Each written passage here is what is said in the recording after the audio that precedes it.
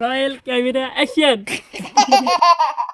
राम राम मंडळी, स्वागत आहे तुमचं अभिबैरागी ब्लॉग्स या यूट्यूब चॅनलमध्ये. सर्वात आधी तर तुम्हाला उन्हातानाच्या हार्दिक शुभेच्छा. पाणी भरपूर प्या, नाहीतर तुम्हाला माहिती आहे रात्री काय होतं ते. नेपाळ्याने एक दंड ठोकरला, कारण आमच्या गावातच कुस्त्या आहे आणि तेवढ्यात आले बाई नळ. आणि पाणी मारायचा विषय राहिला म्हणजे आपली पब्लिक कधीच कंटाळा करत नाही.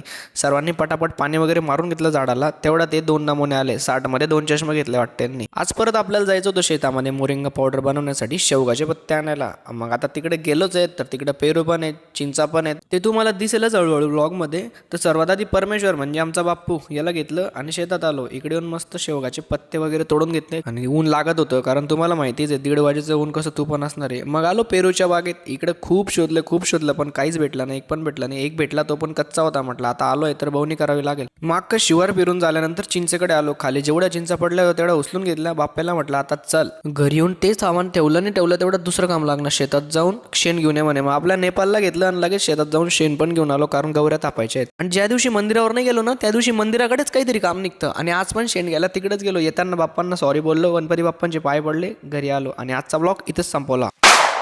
जय श्री राम.